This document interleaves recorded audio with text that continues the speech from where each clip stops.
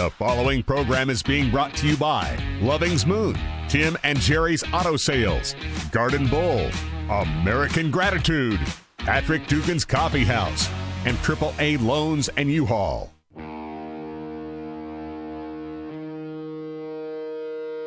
Two guys who had no business being in radio decided to start their own podcast, and now they just won't shut up.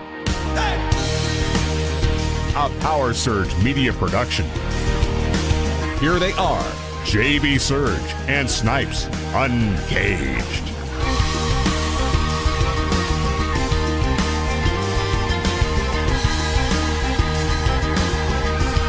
That's right. It is Uncaged, episode number 32. Thanks for joining us wherever, whenever, and however you may be joining us, whether you're live here on Facebook or live here in Loving's Moon. Although the sound's not going out because I didn't want to carry around Big Bertha because she's heavy. She's a very heavy speaker, I tell you what.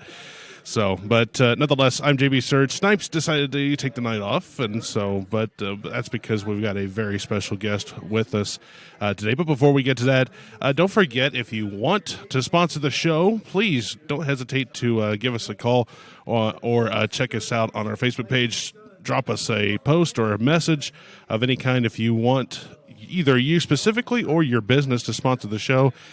Just hit us up on the Facebook page and we can get you set up there. And of course, don't forget you can donate to the show. Like I said, this is basically a nonprofit show. I mean, we just do this for fun. So every penny counts and anything helps, really. If you want to donate to the show, you can donate virtually by Venmo or Cash App at JB Surge, and that way you can help us out in our, I wouldn't say in our time of need, but at the same time it would just be, it would just help, That's the thing here. So, but once again, it's episode number 32 here on Uncaged. It's kind of weird to not have Snipes next to me, but it's okay. We'll get through it nonetheless. But that's because, like I said, we got a special guest joining us today.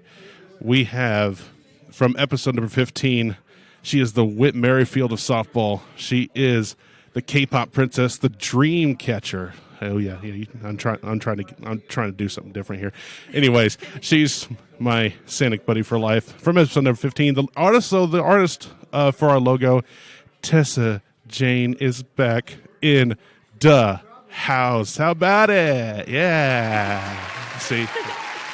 Well, thank you for having me. So, Tessa, how are you doing this week? I'm doing pretty good. Been pretty hectic. Been pretty hectic. Yeah. You had a toddler come out of school for the summer. So. Yep, her last day of school was yesterday. God, jeez Louise, that's incredible. So, and you said what? She's a first grader now? Yep, she'll be in first grade. Golly, I'm getting old. Well, aren't we all? Yeah. Yeah, we're all just getting old, or we all feel like we're just getting old. So, I don't know. It's a fact of life, I guess. I got to learn to accept it because I had my older sister was just like, well, yeah, we're all getting old, so just learn to accept it. She'll be down next weekend for my birthday, and she's getting up there, but I'm sure she doesn't like being reminded about it either. I don't think my brothers would either. I was going to say, how old's your oldest brother? Well, he's 12 years older than I am. Okay, so yeah. So he was born in 83. 83. Okay, see, my oldest sister was born in 84. So, yeah, we got older siblings getting up in the years, and of course, your oldest sister is my age. Yes. So that's pretty interesting. She was born in September to your May. Yeah, that's right, in 1992. So yeah, those of you that want to take that information and go steal my identity, go for it. I've got nothing to my name. There's not much to steal.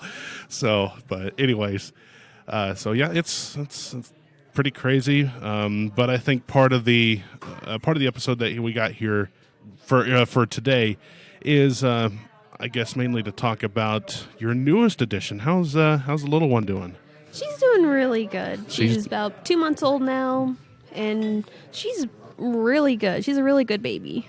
Really? Yeah, mm-hmm. There you go. Yeah, she, the first time I met her, she was quiet. Like, she just didn't move. Is she alive? Yeah, okay. So, yeah, she's doing well.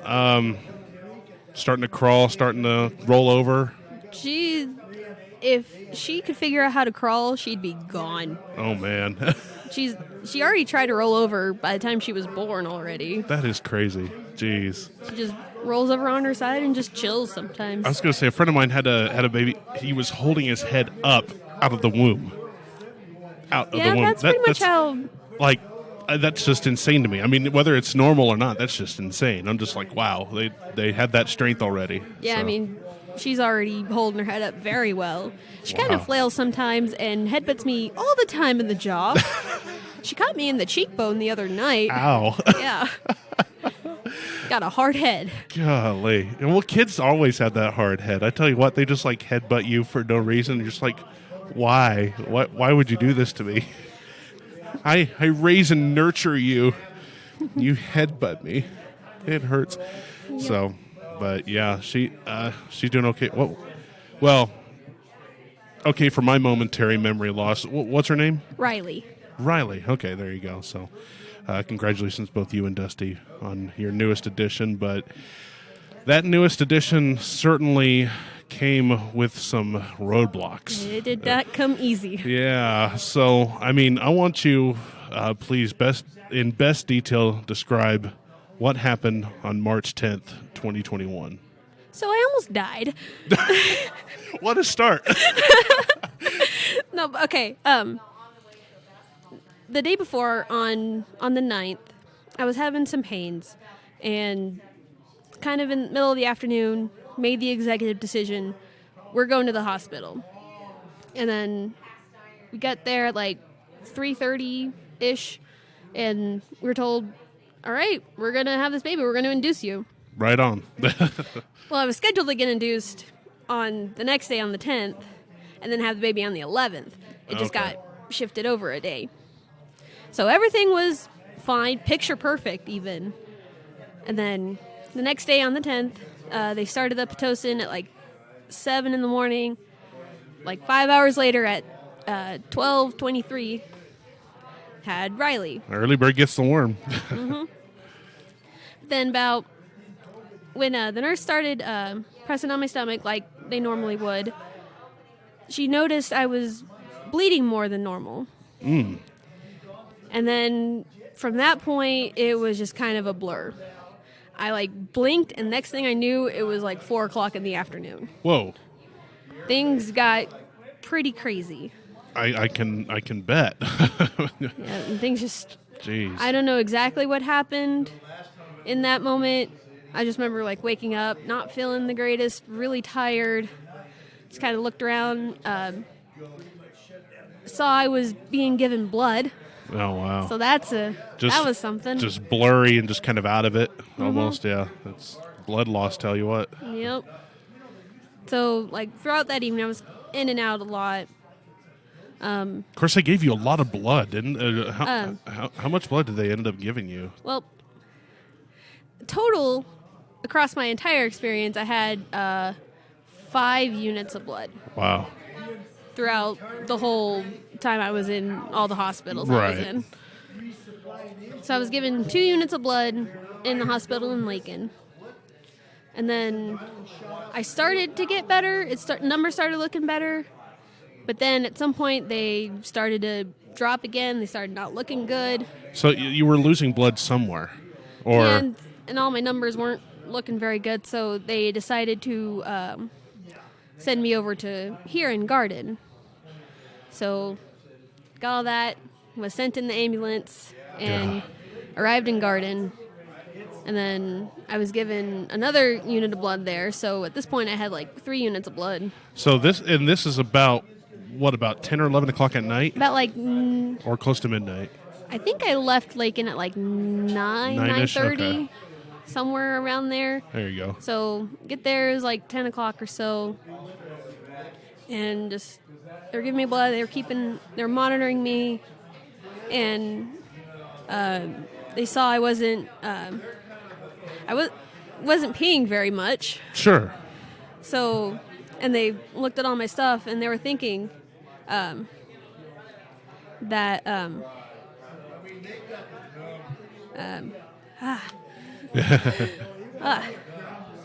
That like if something bad were to happen, they wanted me in a bigger facility. Sure. So it was like maybe 2, 3 in the morning. I don't know what time it was. Yeah, well, I ended up getting a call from Dusty around 1-ish in the morning because this is still around the time where COVID restrictions were still fairly hot, where they would virtually allow nobody in the hospital. One patient, maybe they had, or one visitor, I guess, but only between certain times.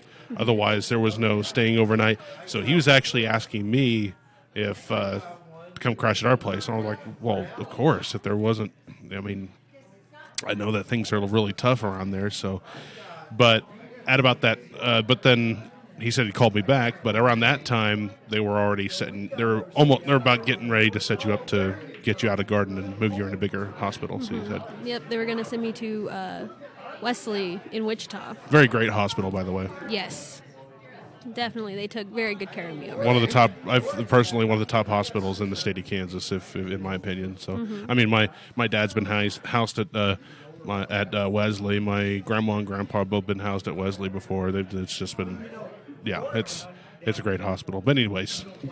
Yep. So they were getting ready to fly me over there, so had a lot of firsts in such a short amount of time. First ride in an ambulance. Yep. First flight. First flight for medical reasons. I've been on airplanes before, but not like that. Yeah. There's a sense of urgency in the air. Yeah. And then on the plane over to Wichita, I was given another unit of blood, so I've had 4 so far. Already, just 4 units of blood in, what is it, less than 24 hours. It's around 18 some hours. Or even less than 12 hours. Or less than 12 hours, yeah. Yeah, ridiculous. So, flew me over there, got to Wichita about 6 in the morning, and get to the hospital in the ICU over there. And, oh boy. Yeah.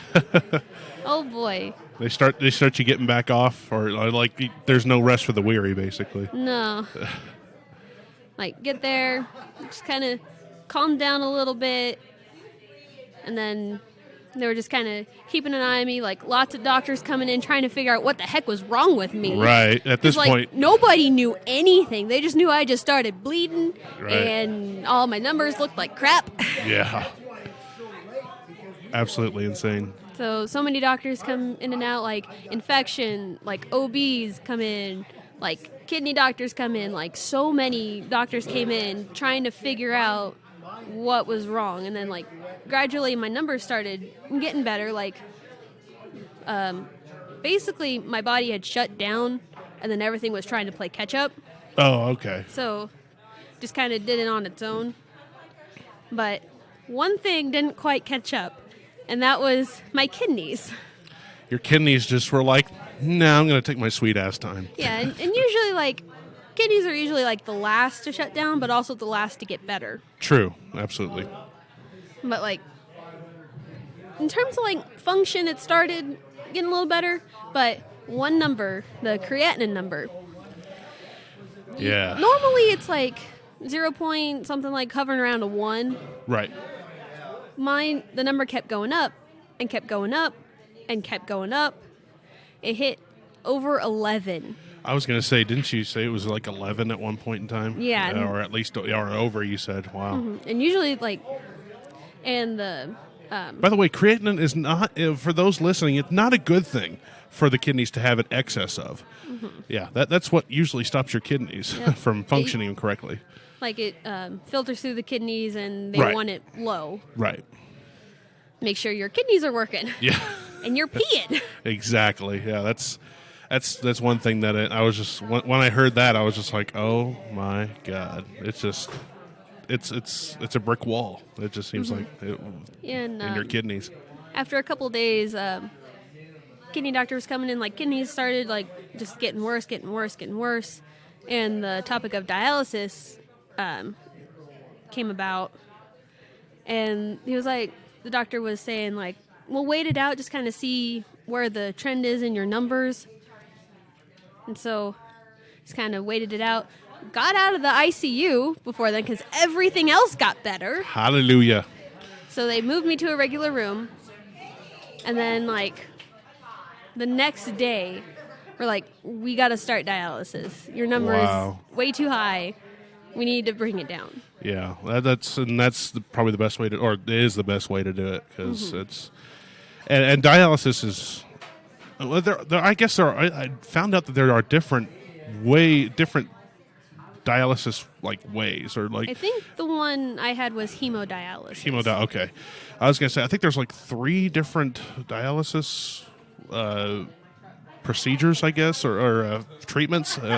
I never knew that, and of course my mom's had to go through dialysis. My grandparents have had to do it. It's usually not the greatest and most fun thing to do, but it knocks you on your ass. Yeah. It's just like point blank knocks you on your ass. You feel like going into a coma for a few days after a while. Yep. So on Wednesday the 17th, March 17th. This has been a week now. Yes. They took me to procedure and put in a big ass catheter in like my upper right area, like around my collarbone. Sure.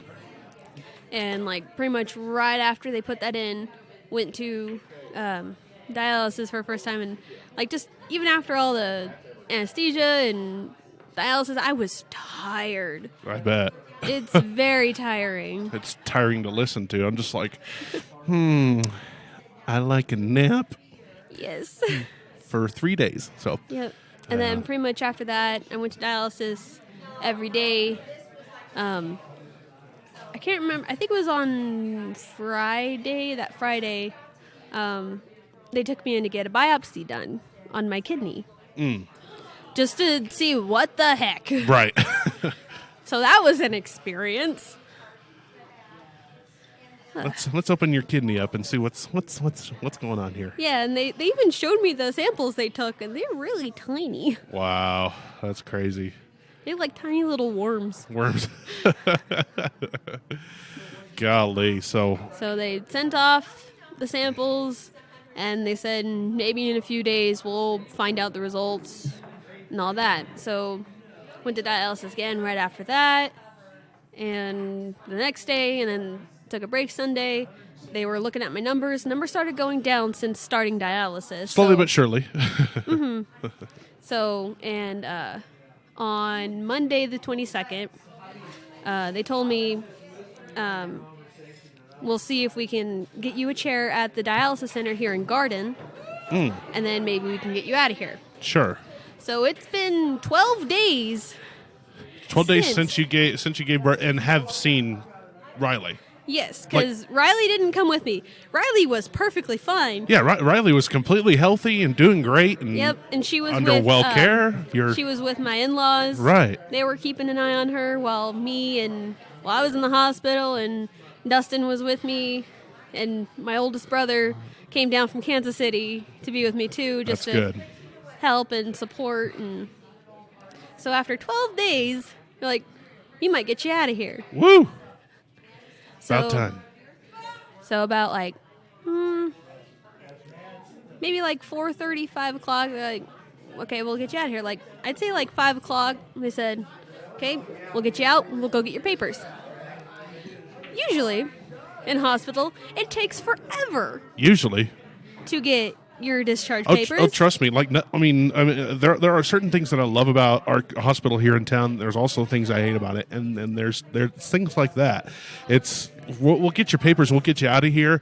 That usually they'll tell you that they'll tell you that at one time, and then about 3 or 4 hours later, finally they get your papers back to you, and then you're ready to leave. Wow, why? Yeah. So 5 o'clock. I'd say about 5 o'clock, they said, "We'll get your papers." 15 minutes later. Wow.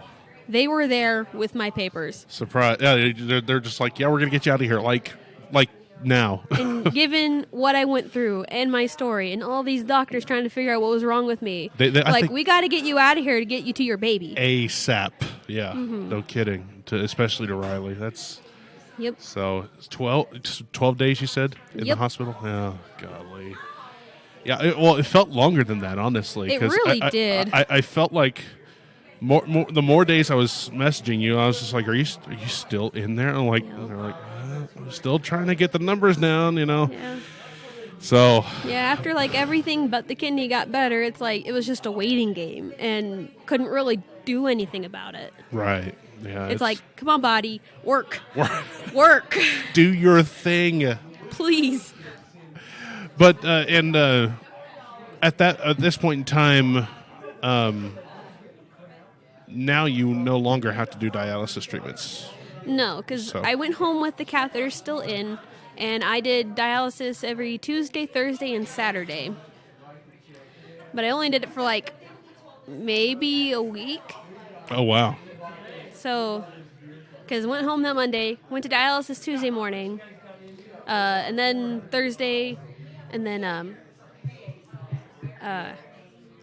had a telemed visit with the kidney doctor that I saw, and they needed lab work done.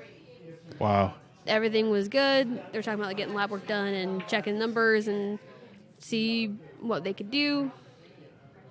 So I needed to go to dialysis the next day and then skip on like that following Tuesday. And then instead of going to dialysis, I had to get lab work done. So got all that taken care of and get a call later that day when I got my labs done. And the nurse that called me said, "We'll get that catheter out for you." Nice. I wasn't told exactly what my number was, but just hearing... It must have been pretty good. Yeah, like, "We'll get that catheter out for you." So they said they'd call me back with scheduling an appointment in Wichita, so got to make one more trip to Wichita. One more time. What's another trip, really? Hey, at this point in time, road trips for any reason are good. I mean, it's like, oh, hey, at least I get get the hell out of Dodge, almost literally. Yeah, and Dustin had been to and from Wichita a handful of times. Yeah, a dozen over times those at last least. couple weeks. Yeah. So it's like, what's another trip out there? It's for a good reason at this point in time. So they said Thursday, April 1st at 10 o'clock. So This was no April Fool's joke. No, it was not. So got that call Wednesday. We pretty much left right after Dustin got off work, dropped the kids off with Grandma and Papa. Kind of almost had like a couple's time together, almost you two together for probably more lighthearted. Yeah, we definitely needed it after everything. So we went up to Wichita that night, and we pretty much just spent the rest of the weekend up there. Wow, awesome. So got the catheter pulled out, which was quick and easy. That's good. Didn't need numbed or anything because it wasn't in there for very long. Sure. Really, just a couple weeks. Right. So they pulled it out, everything was good. And it was nice to finally take an actual shower. Oh, yeah, no kidding. I was going to say, how long was it before you got that actual shower? Just the next day. Wow. Just 24 hours after it was pulled out. Wow, jeez. Oh, yeah, because there you go. You have nothing impeding your way for a good shower. No more like hokey pokey in the shower. It's like, we just couldn't not. get it wet. Can I just not? No, just not that area. Yeah, there you go. Yeah. So wow, jeez. So it's pretty crazy to hear about that. And I mentioned this last week about how you were basically fighting for your life. Mm-hmm. Like, and I mean, that is not in any way an exaggeration. Like, this was straight up a life-threatening situation. Mm-hmm. And it's, first of all, I'm glad you're here. Mm-hmm. I mean, I couldn't imagine losing my best friend. It's uncanny. And those of you that don't know, me and Tessa share more relationship than just, her designing the logo. Like I said, Cynic Buddy for life. We talk about everything. whether it's sports, politics, virtually anything in our personal lives. People that annoy us. You know exactly who I'm talking about. And but nonetheless, it's. I'm so glad that you're here. But also, what's something that you can say to those expectant mothers, not necessarily wanting to scare them, but knowing that what you've been through is a possibility, but it can be fought and beaten. What's something that you can say to them?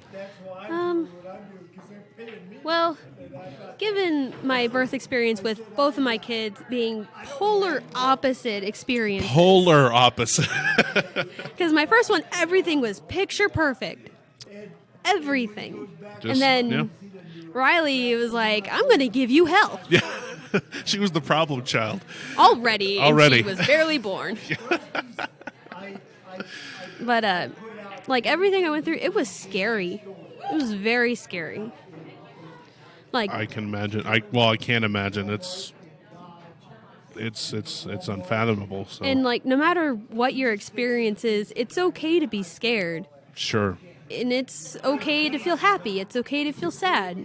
You're going to go through a whole bunch of emotions, no matter what your experience is, whether you experience, almost dying or, everything goes smoothly.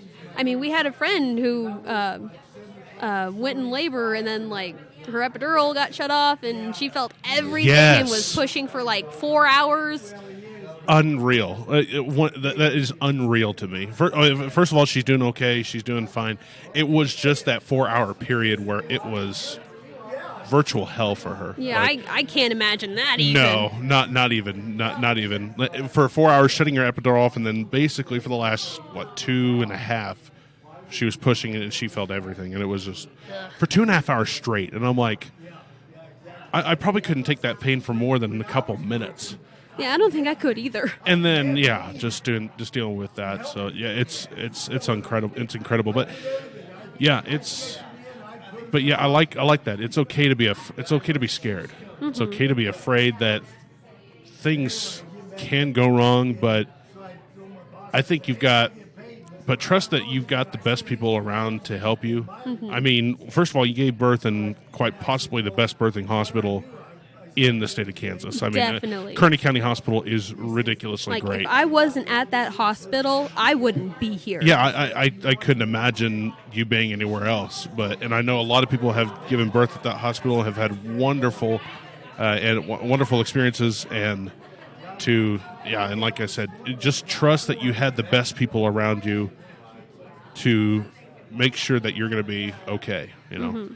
If the nurse didn't catch that I was bleeding more than normal, then who knows what would have happened. They could have passed it off, and then they just gave you more blood, and then you kept losing more blood, and then it would just been what's going on. Pretty much right after she noticed the bleeding, doctors were in there trying to stop it, and whew. Well, and like you said, when you got to Wichita, you probably felt like you had every doctor in the state looking at you like, what the hell's going on? Yeah. Yeah. Every OB and kidney and so many doctors, so many nurses. Reproductive doctors and nurses and help like that, just... When you're in a hospital, all modesty goes out the window. Full-fledged, everyone will see everything and they don't care. It's their job. Yeah. You just gotta let it happen. Let them do their job. Let it happen because they have your best interest in mind, I'm sure. So mm-hmm. It's they've probably seen worse. Sure. Yeah. I mean, it's not it's like those doctors, those nurses probably have seen everything under the sun. Yeah. So this is probably maybe more unusual than because they were like you said, nobody knew. They legitimately were like, what the hell's going on? So, yeah. Pretty much nobody knew anything until after the biopsy results came in. Right. And they were just doing everything in their power to basically just keep everything close to normal as possible. When I got the appointment with the biopsy results, it was good news because what had happened was what caused everything to shut down in the first place was preeclampsia. Oh, right. And usually, like, it's, like, high blood pressure, like, there's a lot of swelling, and it can, like, shut down your liver, kidneys. It can cause a whole lot of stuff to happen. Sure. But then, like, there's usually signs of that before giving birth. Typically. Definitely. There can be no signs, like what happened with me, because, like, they check your urine for protein, like any swelling. Right. I just had a little swelling in my hands, which was normal because that's what happened in the first pregnancy I had. Oh, yeah. So, like, everything was fine. All my numbers looked good. My blood looked good. Everything looked fine. And then all of a sudden it wasn't. And then everything wasn't.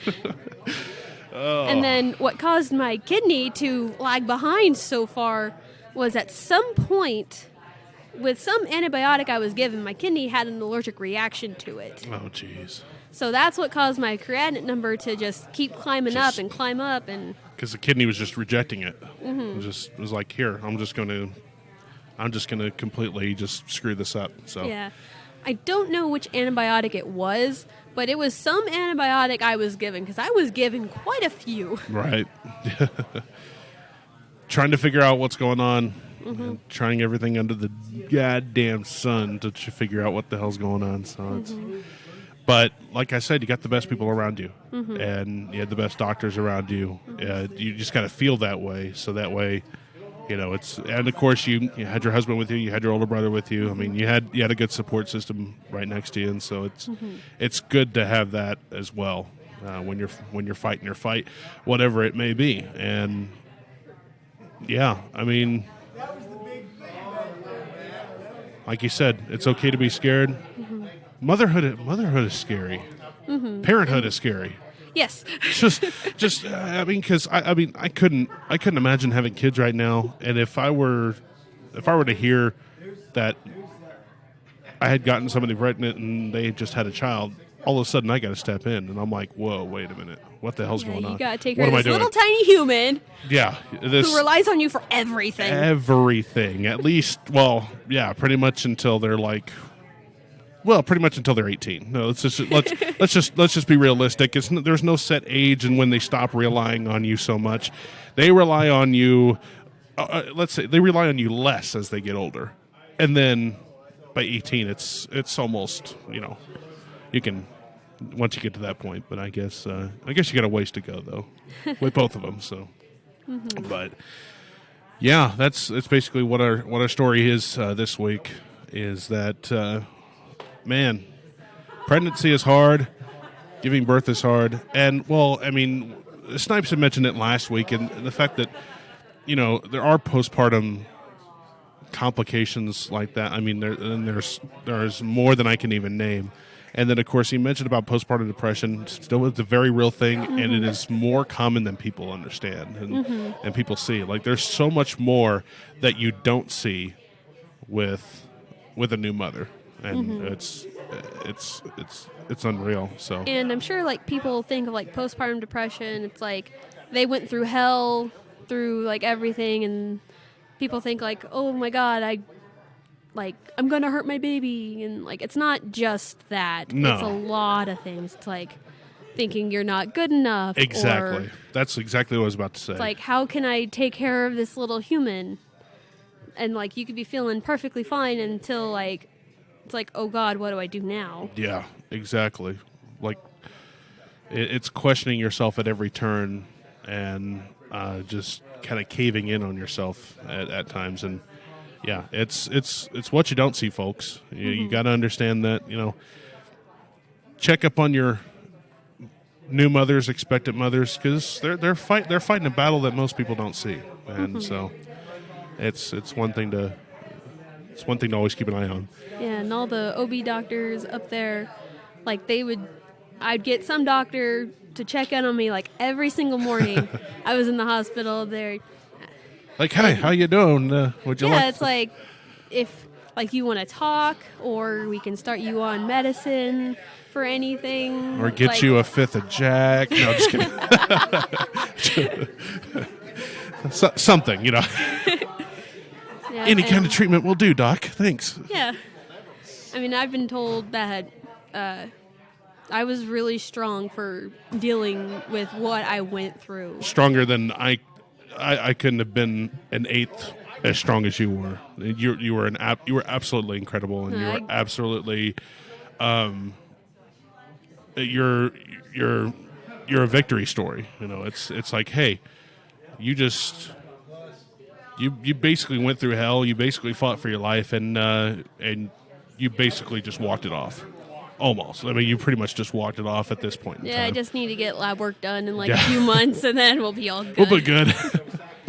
But I really couldn't have done it alone, because, I mean, my oldest brother was there for me, especially after all the crap we went through with our family in the last, few years, losing both our parents. Yeah, no kidding. And then my husband, Dustin, I could not have done it without him. D-Day, he's a real trooper, I tell you what.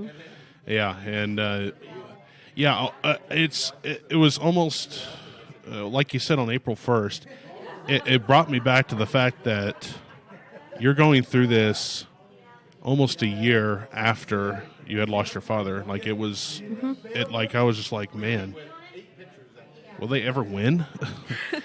And you won. Like I said, it was a walk-off. You gave it your all. Grand Slam walk-off. Yeah, walk-off grand. It's by the way, those of you, I'm pretty sure I've mentioned it before. It's one of my favorite baseball phenomenons, a walk-off Grand Slam. You pretty much did it, and you beat it all, and you're standing as healthy as an ox today, with a baby that's healthy as an ox.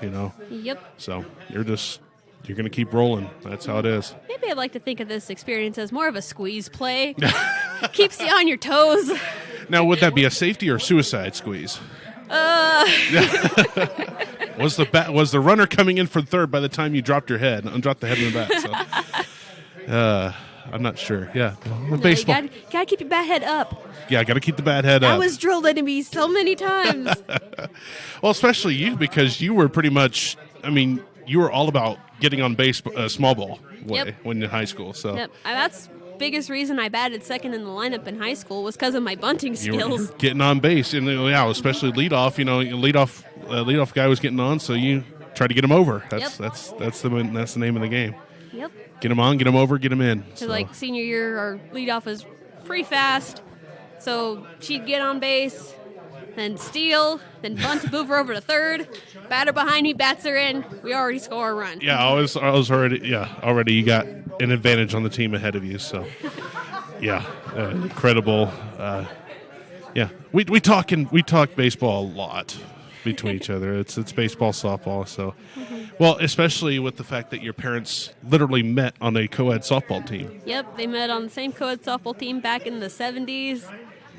And then all my siblings played, and now my other brother is high school baseball coach. Yes, that's right.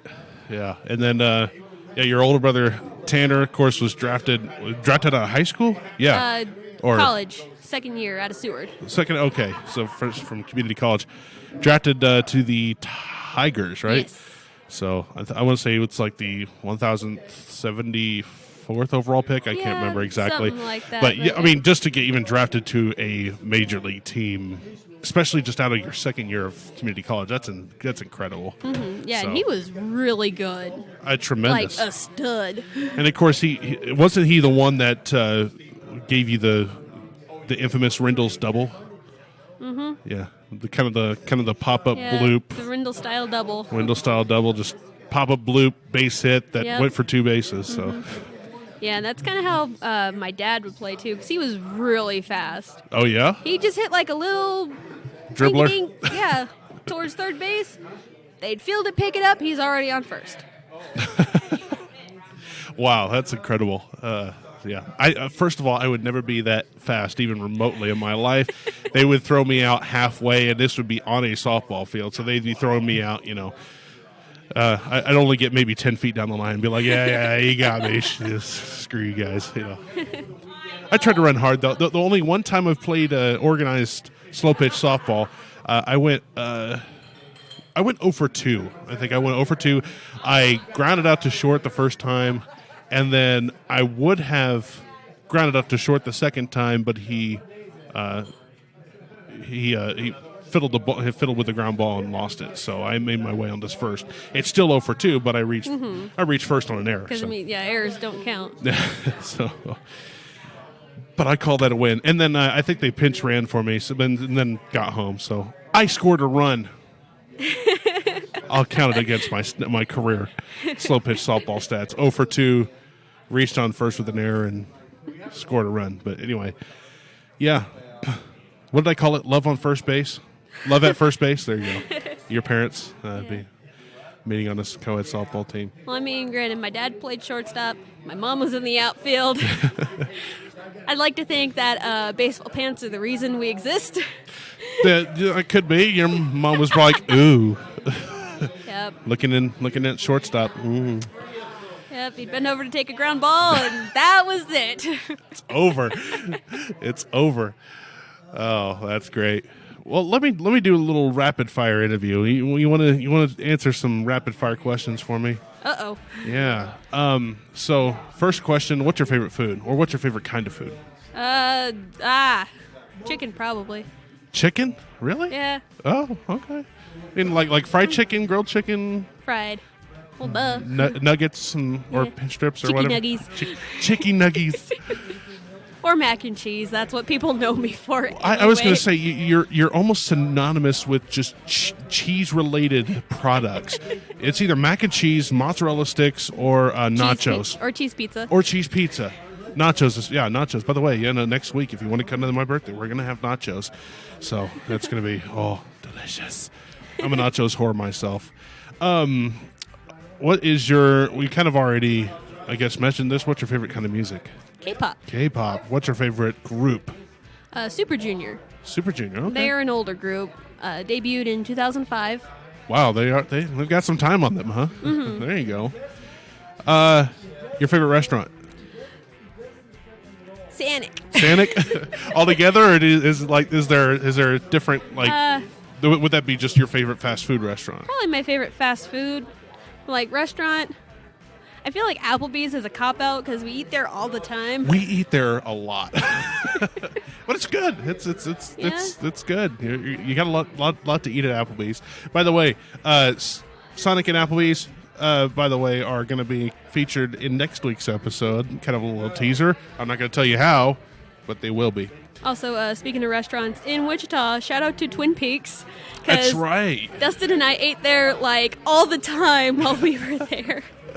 I was going to say, I want to say is when I had asked Dusty, I was like, "Where are you guys going to eat?" And Twin Peaks. I was like, "Oh yeah, that figures." Yeah, because we went up there Wednesday night, ate there Wednesday night, went there for lunch the next day. Yeah.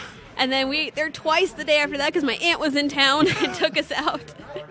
Did the wait staff ever know your name or know you by face at least? There was one of them where Dustin was there while I was in the hospital and chatted up with one of them. Shout out to Maddie, by the way. She's probably not listening at all, but shout out to Maddie.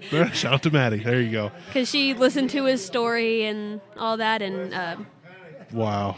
How about that? And then we requested her Friday night we went there. There you go. And she's just real chill, easy to talk to. I don't know what it is about Wichita restaurants, but their wait staffs are really great. Mm-hmm. I don't know why. It doesn't matter what kind of restaurant I go to. Wichita, it's like they love to work there for some reason. Not unlike the people at McDonald's here in town. You little antisocial little shits.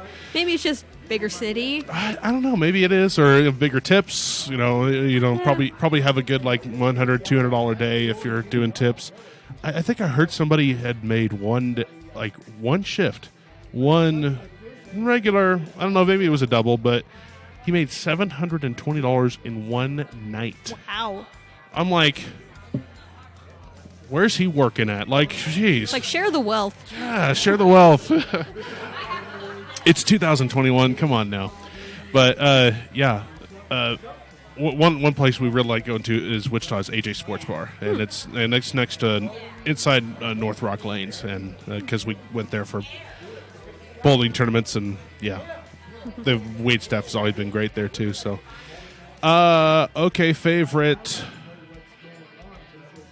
This might be kind of a cop-out as well, because we've been talking about it. Favorite sport? Baseball. Favorite team? The Royals. Really? Even though they give me heart problems. Yes. They started off great, and then they sucked. And now they're kind of doing okay again. Yeah, they're doing okay. They're trying to get back on the horse, slowly but surely. But nonetheless, yeah, Royals. Of course, your favorite player? Whitley. Whit Merrifield. Like I said, Whit Merrifield, that's why I called you Whit Merrifield softball. You played everywhere on the diamond, it seemed. Just since I was like 6, since 6 up till like even now, I've played every single position at least one time. Wow. The last position I had to fill was first base. You pitched and catch too? I pitched like once in 4th grade.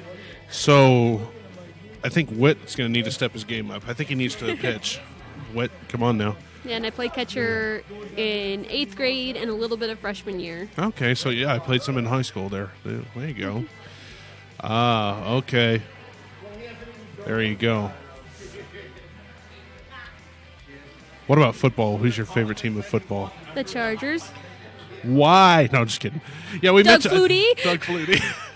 Well, that's the thing is that Doug Flutie only had like a short stint in San Diego, or what is now Los Angeles, and now I lasted longer than he did. Of course, you were, kind of a de facto Bills fan at that time as well. Cause, when I was like little, Bills were my favorite team because of Doug Flutie. Doug Flutie, dude's a legend. Mm-hmm. The greatest drop kick extra point kicker of all time. Just saying. There you go. Football. Do you watch basketball any, or do you care for it? I don't really care for basketball. No. I'd rather watch like college basketball. Same. But even then, I'm not biggest fan of basketball. Same. Yeah. I'd rather watch college basketball, but yeah, every time I hear about NBA, I'm just like, who would watch NBA? Bunch of drama queens. For real though, God, there's more drama in basketball than there is in baseball, and there's still some bit of drama in baseball too. I mean, well, there's drama in every sport. Whenever there's a lot of money involved, there's drama. Yes. That's just more to come by. Favorite TV show, or do you have a favorite TV show? You know, that's hard because I barely watch TV anymore, but maybe Law & Order SVU. Okay. Even though I haven't watched it in a while. A little bit of classic, a little classic Law & Order SVU. There you go. That's not bad. There you go. Favorite movie?